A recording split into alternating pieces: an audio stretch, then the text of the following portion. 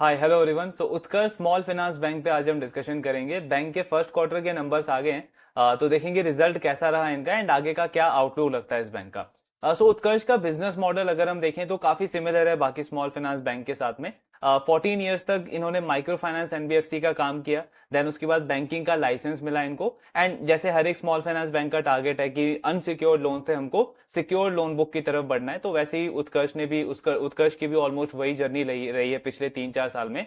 अगर आप इनका लास्ट 4 सालों का ग्रोथ देखोगे तो इनका जो सिक्योर्ड लोन बुक है जिसमें रिटेल लोन बुक आता है उसकी ग्रोथ काफी ज्यादा रही है, अराउंड 77-80% के आसपास रही है compare to unsecured loan book. जिसकी वजह से हुआ क्या है कि इनका जो सिक्योर्ड लोन बुक का शेयर है वो धीरे धीरे बढ़ता गया है।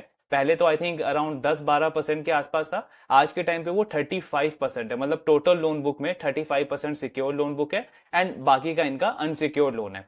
सिक्योर लोन में ये बैंक जो है उसमें एमएसएमई को लोन देता है, हाउसिंग लोन देता है, देन आपका जो कार लोन होता है, कमर्शियल व्हीकल लोन होता है, बिजनेस लोन होता है, तो ये सारे लोन्स ये बैंक प्रोवाइड करता है एंड इसका शेयर धीरे धीरे बढ़ रहा है। प्लस अगर आप ज्योग्राफिकली देखोगे तो उत्कर्ष का जो मेजरली जो कंसंट्रेशन है वो यूपी एंड बिहार के स्टेट्स में है। इन दोनों स्टेट में बैंक ऑलमोस्ट 70% लोन बुक देता है, मतलब 70% लोन इनका वहीं से आता है इन दोनों स्टेट्स के अंदर।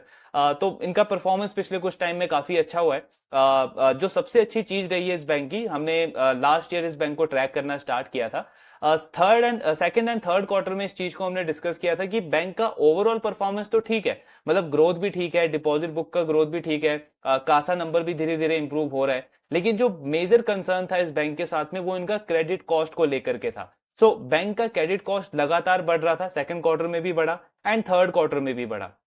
तो एक एक बैंक को जब आप देखते हो तो उसका क्रेडिट कॉस्ट अगर 2% 2.5% के आसपास का हो जाता है तो जो रिस्क रिवॉर्ड रेशियो होता है एक इन्वेस्टर के लिए वो एक एनबीएफसी के लिए ज्यादा फेवरेबल हो जाता है compare to a bank. Because अगर आप दोनों को कंपेयर करो तो एक माइक्रो फाइनेंस एनबीएफसी है या कोई नॉर्मल एनबीएफसी भी है, अगर उसका क्रेडिट कॉस्ट 2.5% के आसपास है और उसके कंपैरिजन में एक बैंक का क्रेडिट कॉस्ट भी यही 2.5-3% के आसपास है, तो डेफिनेटली एक इन्वेस्टर के लिए ज्यादा बेनिफिशियल है कि वो एक एनबीएफसी को बाय करे। बिकॉज उसके मार्जिन थोड़े से ज्यादा रहेंगे, यील्ड वो ज्यादा चार्ज करता है, तो चांसेस ज्यादा है कि उसको ऑपरेटिंग लिवरेज मिलेगा। प्लस उसका आरओई का नंबर भी काफी ज्यादा बेटर रहेगा कंपेयर टू अ बैंक। तो वही चीज हमने डिस्कस करी थी कि उत्कर्ष को अपने क्रेडिट कॉस्ट के नंबर ऊपर काम करने की बहुत ज्यादा जरूरत है।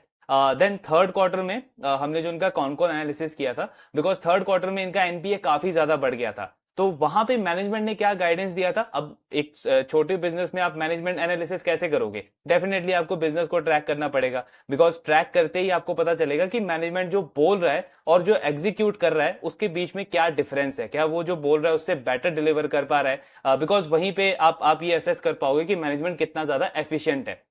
इनकी मैनेजमेंट ने क्या बोला था थर्ड क्वार्टर में कि हमारे एनपीए बहुत ज्यादा बढ़ गए हैं, इनका क्रेडिट कॉस्ट आई थिंक 2.78% के आसपास चला गया था थर्ड क्वार्टर के अंदर। बिकॉज यूपी में एंड झारखंड में के कुछ लोकल एरियाज में इनको इनको लोकल लेवल पे कुछ इश्यूज बढ़ गए थे, जिसकी वजह से बैंक कलेक्ट नहीं कर पाया, रिकवरी नहीं कर पाया और इनके एनपीए बढ़ गए। लेकिन बैंक ने गाइडेंस क्या दिया था कि इसको लेकर के हम बहुत ज्यादा कंसर्न नहीं है, बिकॉज हमने जो स्टेप्स लेने थे वो स्टेप्स लिए हैं इसको ठीक करने के लिए। हमने फ्रेश डिसबर्समेंट बंद कर दिया उन एरियाज के अंदर। प्लस जो हमारे सीनियर लेवल एम्प्लॉयज है, मतलब हेड क्वार्टर के लेवल के भी जो एम्प्लॉयज है उनको भी हमने इंगेज किया है इस इशू के ऊपर कि सिर्फ एनपीए ही नहीं, जो जो कस्टमर एक ईएमआई भी मिस कर रहा है उसको भी आप क्लोजली ट्रैक करिए सो दैट वहां पे टाइम पे रिकवर हो जाए। तो ऐसा इन्होंने गाइडेंस दिया था और बैंक का कहना था कि फोर्थ क्वार्टर में हम काफी कॉन्फिडेंट है कि एक अच्छा इंप्रूवमेंट हमको देखने को मिलेगा। देन लास्ट क्वार्टर में जब हमने इस बैंक का रिजल्ट एनालिसिस किया था तो हमने यही चीज डिस्कस करी थी कि पूरे बैंकिंग इंडस्ट्री के अंदर, स्मॉल फाइनेंस बैंकिंग के इंडस्ट्री के अंदर एक सबसे इंप्रूव्ड बैंक लग रहा है उत्कर्ष बैंक। बिकॉज जो इन्होंने गाइडेंस दिया था एसेट क्वालिटी के इंप्रूवमेंट को लेकर के, उससे भी काफी अच्छी डिलीवरी रही बैंक की। बैंक का क्रेडिट कॉस्ट सीधे कम होकर के 1.6-1.7% के आसपास आ गया, बिकॉज रिकवरी काफी अच्छी रही। कलेक्शन एफिशिएंसी बैंक का ऑलमोस्ट 98-99% टच कर रहा था। ग्रॉस एनपीए का नंबर सडनली 3% से भी नीचे आ गया। ये सारी चीजें आपको क्या शो करती है कि मैनेजमेंट को काफी अच्छे से आइडिया है ग्राउंड लेवल पे कि क्या चल रहा है, किस एरिया में किस लेवल की प्रॉब्लम है एंड उसको कैसे रिजॉल्व किया जा सकता है। तो वो पॉइंट काफी अच्छा था इस बैंक का। एंड वहां से क्या होता है कि जब एक पॉजिटिव, एक अच्छा इंप्रूवमेंट आप देखते हो किसी बिजनेस के अंदर, तो नेक्स्ट क्वार्टर में जब आप उस बिजनेस को ट्रैक करते हो तो एक पॉजिटिव एक्सपेक्टेशन के साथ में करते हो कि इस बैंक का पास्ट में जो बड़ा प्रॉब्लम था उसको तो इसने रिजॉल्व कर लिया। सो मोस्ट प्रोबेबली आगे भी इस बैंक की परफॉर्मेंस अच्छी रहनी चाहिए। तो अभी देखेंगे कि फर्स्ट क्वार्टर में इनके नंबर्स कैसे रहे हैं, बैंक का परफॉर्मेंस कैसा रहा है। सो ये इनका रिजल्ट का हाईलाइट है। तो इसमें अगर आप अगेन वही ग्रोथ का नंबर देखोगे, लोन बुक की ग्रोथ का, तो बहुत सॉलिड ग्रोथ है। 31% से उत्कर्ष का लोन बुक ग्रो हुआ है on a Y basis. And growth में इस बैंक की कभी भी कोई प्रॉब्लम नहीं थी। हमने जब सेकंड एंड थर्ड क्वार्टर में भी डिस्कस किया था तब भी ये बैंक कंसिस्टेंटली 30% के आसपास ग्रो कर रहा था। एंड उस ग्रोथ को इस बैंक ने सस्टेन रखा है, कंटिन्यू रखा है। जब भी कोई लैंडर, अगर आप उसकी ग्रोथ को देखते हो कि वो ग्रोथ को हाई पेस पे उसने कंटिन्यू रखा है, तो ये आपको एक शो करता है, ये मैसेज देता है इन्वेस्टर को कि कहीं ना कहीं वो जो लैंडर है वो अपने एसेट क्वालिटी को लेकर के कॉन्फिडेंट है नियर टर्म में। बिकॉज आप इसी स्मॉल फाइनेंस बैंक में, बैंकिंग इंडस्ट्री में, अगर आप एक्विटास का एग्जांपल लो या और भी बाकी बैंक्स का एग्जांपल लो जो एक टाइम पे 35% 40% पे अपने लोन बुक को ग्रो करते थे, आज अगर आप उनका ग्रोथ देखोगे तो घट करके 20% के आसपास आ गया है। वो जीवन का सबसे बेस्ट एग्जांपल है। 40% के ऊपर ग्रो करता था वो, बैंक ने गाइडेंस दिया 30% का, उसको घटा के किया 25%। एंड अब वो बैंक बोल रहा है कि 20% भी करना हमारे लिए बहुत ज्यादा मुश्किल है। सो ये क्या शो करता है आपको? बिकॉज जब बैंक को लगता है कि मार्केट में थोड़ी सी अनसर्टेनिटी बढ़ रही है, मेरा एनपीए बढ़ सकता है, तो लेंडर सबसे पहला काम यही करता है कि फ्रेश लोन देना कम कर देता है। अरमान का एग्जांपल आप ले लो, एनबीएफसी के अंदर अरमान ने क्या बोला, 35 से 40% का हमारा गाइडेंस रहता है। करता वो 50% था, लेकिन गाइडेंस को घटा करके उसने 25 से 30% कर दिया। क्यों? बिकॉज उसकी मैनेजमेंट ने बोला कि हमको ऐसा लग रहा है कि मार्केट में ओवर लेवरेजिंग हो रहा है, मतलब अनसिक्योर्ड लोन बहुत ज्यादा कंपनीज दे रही है रिटेल इन्वेस्टर्स को, रिटेल कंज्यूमर्स को, एंड वहां पे हमको रिस्क लग रहा है। तो उस रिस्क को कम करने के लिए हमने हमारा ग्रोथ गाइडेंस घटा दिया है। तो ये एक क्लियर इंडिकेटर है, जब भी आप किसी लेंडर को देखते हो कि वो ग्रोथ को घटा रहा है, तो उसका मतलब कहीं ना कहीं वो मार्केट में एनपीए को लेकर के, एसेट क्वालिटी को लेकर के थोड़ा बहुत कंसर्न है। बट इस बैंक ने अपनी ग्रोथ को काफी लंबे टाइम तक सस्टेन रखा है, कंटिन्यू रखा है। तो ये एक पॉजिटिव साइन है कि बैंक अपने एसेट क्वालिटी को लेकर के एटलीस्ट काफी ज्यादा कॉन्फिडेंट है नियर टर्म में। सो लोन बुक की ग्रोथ काफी अच्छी रही है। देन अगेन डिपॉजिट बुक का ग्रोथ भी अगर आप देखोगे तो 30% की ग्रोथ है, ये भी बहुत अच्छी ग्रोथ है। हाँ, हमको पता है कि बैंकिंग में लिक्विडिटी का प्रॉब्लम चल रहा है, मार्केट से डिपॉजिट लेके आना बहुत बड़ा चैलेंज है। बट ये एक स्मॉल फाइनेंस बैंक है, और अगर ये 30% 25% का ग्रोथ कंसिस्टेंटली करता है तो ये एक अच्छा नंबर है इस बैंक के लिए। अब ऑफ कोर्स हमको देखना है कि इस ग्रोथ की क्वालिटी क्या है, मतलब ये ग्रोथ कहीं बल्कि डिपॉजिट तो नहीं है, होलसेल डिपॉजिट से तो नहीं आया है। तो वो अगर आप देखोगे तो ये जो ग्रोथ है ये इनका रिटेल टर्म डिपॉजिट से आया है। मतलब 48% जो ग्रोथ है इनका वो रिटेल टर्म डिपॉजिट से आया है। अब डिपॉजिट बुक सबसे अच्छा रहता है कि अगर आप कासा बुक के थ्रू अपने डिपॉजिट बुक को ग्रो करते हो, बिकॉज वो सबसे सस्ता डिपॉजिट है। लेकिन अगेन इस टाइम में हर एक बैंक आईडीएफसी बैंक नहीं हो सकता, हम हर एक बैंक से सेम एक्सपेक्टेशन नहीं कर सकते। एंड ये तो वैसे भी स्मॉल फाइनेंस बैंक है, वैसा ब्रांड नहीं है, वैसा स्केलेबिलिटी नहीं है अभी इस बैंक का। तो अगर इनका रिटेल डिपॉजिट से भी ये बुक ग्रो हो रहा है, डिपॉजिट बुक, तो भी ये नंबर ठीक है। एटलीस्ट आपका होलसेल डिपॉजिट तो नहीं आ रहा, होलसेल डिपॉजिट से आता तो अब ज्यादा प्रॉब्लम था, बिकॉज वो बल्क में आता है और बल्क में जाता है। तो ठीक है, इससे होगा क्या कि इनका कॉस्ट ऑफ डिपॉजिट तो बढ़ जाएगा कुछ टाइम के लिए, लेकिन एटलीस्ट बैंक के पास स्टिकी डिपॉजिट्स है, तो उस पॉइंट ऑफ व्यू से आप देखो तो ये नंबर ठीक लगता है। देन जैसे हमने डिस्कस किया कि सिक्योर्ड लोन का जो पार्ट है वो इनका लगातार बढ़ रहा है, और आज के टाइम पे 35% जो लोन है इनका वो सिक्योर्ड लोन है। प्री प्रोविजनिंग ऑपरेटिंग प्रॉफिट काफी अच्छा रहा है बैंक का। मार्जिन के नंबर अगर आप देखोगे तो वो 9.4% पे आ गया है। लास्ट क्वार्टर में अराउंड 9.8 9.9% के आसपास था। मतलब क्वार्टर ऑन क्वार्टर अगर हम देखें तो मार्जिन में अच्छा खासा डिक्लाइन देखने को मिला है। इसका रीजन प्रोबेबली वही हो सकता है कि बैंक ने जो रिटेल टर्म डिपॉजिट जो ग्रो किया है 48% से, तो टर्म डिपॉजिट पे तो आपको हायर इंटरेस्ट रेट ऑफर करना पड़ता है, तभी वो डिपॉजिट लेकर के आएगा आपके बैंक में। तो उसकी वजह से मोस्ट प्रोबेबली इनका मार्जिन का नंबर घटा है। कॉस्ट टू इनकम रेशियो ठीक है, 54% के आसपास है, ये लास्ट क्वार्टर से कम हुआ है। एंड पूरे स्मॉल फाइनेंस बैंकिंग इंडस्ट्री में अगर आप देखोगे तो काफी अच्छा नंबर है ये बाकी बैंक्स के कंपैरिजन में। पैड ग्रोथ भी अच्छा है, 28% से बैंक का प्रॉफिट ग्रो हुआ है। ऑफ कोर्स ऑपरेटिंग लेवरेज नहीं मिला है इनको, लेकिन फिर भी ठीक है ये नंबर, बिकॉज जहां बाकी बैंक्स का तो बिल्कुल फ्लैट प्रॉफिट आ रहा है, नेगेटिव प्रॉफिट आ रहा है, प्रॉफिट में 40-50% का डी ग्रोथ देखने को मिल रहा है। तो उस पॉइंट ऑफ व्यू से अगर आप देखो तो ये नंबर बहुत ज्यादा अच्छा है उत्कर्ष के लिए। आरओए का नंबर भी काफी अच्छा है, 2.3% का आरओए है, एंड लगभग 18% के आसपास का आरओई का नंबर है इस बैंक का। देन इसके बाद बाकी का अगर आप हाईलाइट देखो तो ये इनका प्रोडक्ट पोर्टफोलियो है। तो जॉइंट लैंडिंग ग्रुप मतलब वही आपका जो माइक्रो फाइनेंस का बुक होता है वो आज के टाइम पे 61% बैंक के लिए टोटल लोन बुक में। बैंक ने धीरे धीरे इसको कम किया है पिछले कुछ सालों में। इसके अलावा bank housing loan, MSME loan, commercial vehicle loan, ये सारे लोन देता है। फिर इनका ब्रांचेस वगैरह अगर आप देखोगे तो 916 ब्रांचेस हैं उत्कर्ष के। लगभग 28 ब्रांचेस इन्होंने इस क्वार्टर में ऐड किए हैं, फर्स्ट क्वार्टर के अंदर। इसके बाद इनका ये लोन बुक का पोर्टफोलियो है। तो अगर आप 4 साल पहले देखोगे तो इनका सिक्योर्ड लोन हार्डली 10-11% के आसपास था। आज के टाइम पे 35% इस बैंक का सिक्योर्ड लोन बुक है। तो इसने क्या बढ़ाया है? हाउसिंग लोन को बढ़ाया है, अपना एमएसएमई लोन को बढ़ाया है, होलसेल लेंडिंग को बढ़ाया है, कमर्शियल व्हीकल को बढ़ाया है। तो ये सारे प्रोडक्ट्स पे बैंक ने फोकस करना स्टार्ट किया है, जिससे एक बैंक जो है वो थोड़ा सा डाइवर्सिफाइड हो रहा है धीरे धीरे। इनका जो कॉन्सेंट्रेशन रिस्क है वो धीरे धीरे कम आ रहा है। ये इनका ज्योग्राफिकली अगर आप देख सकते हो कि जॉइंट लैंडिंग की परफॉर्मेंस कैसी रही है। रिटेल लैंडिंग में बैंक कौन कौन से लोन देता है, इनका कितना कॉस्ट रहता है, एवरेज टिकट साइज क्या है। इसमें एक पॉइंट इंपॉर्टेंट है, अगर ये हाउसिंग वाला पार्ट अगर आप देखोगे तो बैंक का एवरेज टिकट साइज 20 से 25 लाख का है। तो ये मतलब इसको आप प्रॉपर अफोर्डेबल हाउसिंग भी नहीं बोल सकते, बिकॉज अफोर्डेबल हाउसिंग में आपका जो एवरेज टिकट साइज है वो 10-15 लाख के बीच में रहता है, जैसे होम फर्स्ट फाइनेंस का है, आवास का है, या इंडिया शेल्टर का है। तो उत्कर्ष ने लास्ट कॉन कॉल में क्या बोला था कि इस फाइनेंशियल ईयर से हम हमारा प्योर अफोर्डेबल हाउसिंग वाले सेगमेंट पे भी फोकस करना स्टार्ट करेंगे। मतलब जो छोटा टिकट साइज है 10 लाख का, 5 लाख का, 15 लाख का, उस टिकट साइज के ऊपर भी फोकस करना स्टार्ट करेंगे, बिकॉज उसके लिए टीम अलग चाहिए होती है और उसमें ईल्ड थोड़े से बेटर होते हैं। तो ये एक एस्पेक्ट किया जा सकता है इस बैंक से कि इस वाले प्रोडक्ट के अंदर इस बैंक का ईल्ड बढ़ सकता है इस फाइनेंशियल ईयर के अंदर। सो वो अभी कॉन कॉल में पता चलेगा कि इसमें इनका किस तरीके का प्रोग्रेस रहा है। देन ये डिपॉजिट बुक है, तो इनका कासा रेशियो तो ऑफकोर्स गिरेगा। जब आप रिटेल टर्म डिपॉजिट बढ़ाते जाओगे तो आपका कासा रेशियो नेचुरली गिरेगा। 21% से 19% पे आ गया है। अब ये हमको पता है कि कासा रेशियो आपका बढ़ना चाहिए, बिकॉज बैंक के पास में जितना ज्यादा कासा होगा उतना सस्ता उसका कॉस्ट ऑफ डिपॉजिट होगा।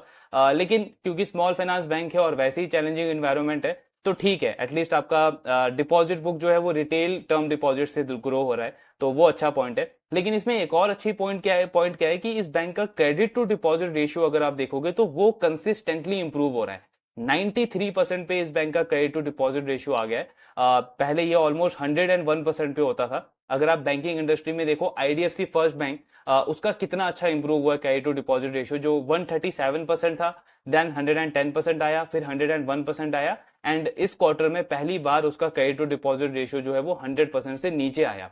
मतलब कि पिछले 6 साल की हिस्ट्री में आईडीएफसी फर्स्ट बैंक का जो डिपॉजिट बुक है वो पहली बार उसके लोन बुक से ज्यादा हुआ। 100 रुपए का डिपॉजिट बुक है और 99 रुपए का उनका लोन बुक है। तो ये एक अच्छा ट्रेंड है, बिकॉज आरबीआई भी बार बार बोल रहा है हर एक बैंक को कि आप अपने क्रेडिट टू डिपॉजिट रेशियो के ऊपर काम करिए, अपना डिपॉजिट बुक जो है उसको बढ़ाइए, उसकी ग्रोथ बढ़ाइए, और चाहे उसके लिए आपको अपना लोन बुक का ग्रोथ को कम करना पड़े। अब जो बैंक मतलब बिना किसी प्रेशर की इस चीज को कर लेगा, जैसे उत्कर्ष कर रहा है, तो उसके लिए ज्यादा बेनिफिशियल है, बिकॉज उसका क्रेडिट टू डिपॉजिट रेशियो जो है वो धीरे धीरे वैसे ही एक कंफर्टेबल लेवल पे आता जाएगा।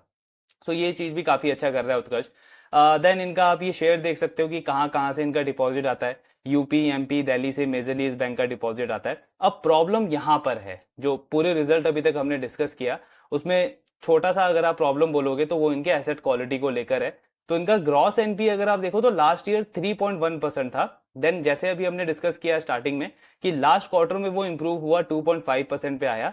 अब इस क्वार्टर में फिर से ग्रॉस एनपीए बढ़ गया लगभग 30 बेसिस पॉइंट से, और इनका 2.8% का ग्रॉस एनपीए हो गया इस क्वार्टर के अंदर। इसका एक रीजन ये भी हो सकता है, जो हमने बहुत सारे लैंडर्स और बिजनेसेस में देखा है, कि फर्स्ट क्वार्टर में जो हीट वेव था और जो आपका जनरल इलेक्शन था, उसमें डेफिनेटली जो ऐसे माइक्रो फाइनेंस लैंडर्स हैं उनको कहीं ना कहीं रिकवरी में प्रॉब्लम आता है, कलेक्शन में प्रॉब्लम आता है, टाइम टू टाइम आप फॉलो अप नहीं ले पाते हो, बिकॉज इनकी कोई वो सुपर प्राइम कस्टमर्स तो है नहीं। तो वो एक आप केस ले सकते हो जिसकी वजह से इनका ग्रॉस एनपीए बढ़ा है 30 बेसिस पॉइंट से। बिकॉज जना स्मॉल फाइनेंस बैंक को भी हमने डिस्कस किया, उसका भी कहीं ना कहीं ग्रॉस एनपीए बढ़ा था। सीए ग्रामीण को हमने डिस्कस किया, उसका भी थोड़ा बहुत ग्रॉस एनपीए बढ़ा था। तो वो एक केस हो सकता है। अब ये बहुत ज्यादा कंसर्निंग नहीं लग रहा, बिकॉज ऑब्वियसली ये इंप्रूव हुआ है, पिछले क्वार्टर में बहुत अच्छी इंप्रूवमेंट आई है, एंड इस क्वार्टर में हमने बाकी लेंडर्स के साथ भी ये केस देखा है। इनफैक्ट कुछ लेंडर्स के साथ तो बहुत ज्यादा बढ़ गया एनपीए का नंबर। तो उस पॉइंट ऑफ व्यू से अगर हम देखें तो बहुत सीरियस कंसर्न नहीं लगता, बट यस, इसको ट्रैक करते रहना इंपॉर्टेंट है, क्योंकि अगर आप इनका ये SMA 1 और 2 का नंबर देखोगे मतलब नंबर ऑफ कस्टमर जिन्होंने एक या दो ईएमआई मिस किया है, ये भी काफी ज्यादा बढ़ गया है। 1.9% से सीधे 2.6% पे चला गया है। तो अगेन ये भी वही कलेक्शन का पार्ट है, बिकॉज अगर आप इनका ये कलेक्शन एफिशिएंसी का नंबर देखोगे तो ये 98% से ड्रॉप होकर के 96% पे आ गया है। तो कहीं ना कहीं हमको ये इंडिकेट कर रहा है कि बैंक कलेक्ट नहीं कर पाया अच्छे से इस क्वार्टर के अंदर। एंड उसका रीजन कहीं ना कहीं हमको पता है कि जो दो बड़े चैलेंजेस थे वो प्रोबेबली उसने बैंक को हिट किया है उनके कलेक्शन एफिशिएंसी के अंदर। इसको ट्रैक करना इंपॉर्टेंट है, बहुत ज्यादा सीरियस कंसर्न अभी लगता नहीं है। एंड अगर इनका आप क्रेडिट कॉस्ट का नंबर भी देखोगे तो इस क्वार्टर में बढ़ गया है।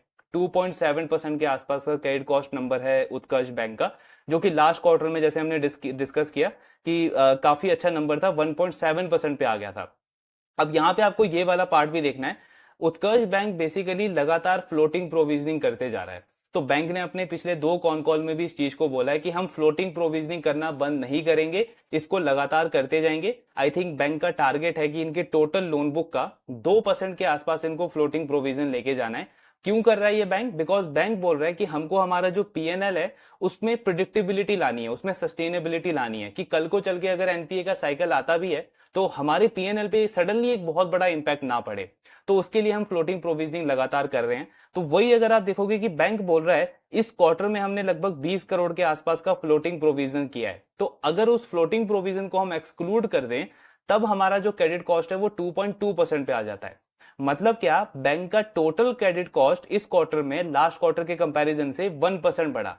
उस 1% में 50 बेसिस पॉइंट जो है वो इनका जो फ्लोटिंग प्रोविजन किया है, मतलब बैंक को करना नहीं था वो मैंडेटरी, लेकिन बैंक ने खुद फ्यूचर की सस्टेनेबिलिटी को देखते हुए किया है, उसकी वजह से बढ़ा है। और 50 बेसिस पॉइंट क्योंकि इनके एनपीए थोड़े बहुत बढ़ गए हैं, उसकी वजह से बैंक को करना पड़ा है।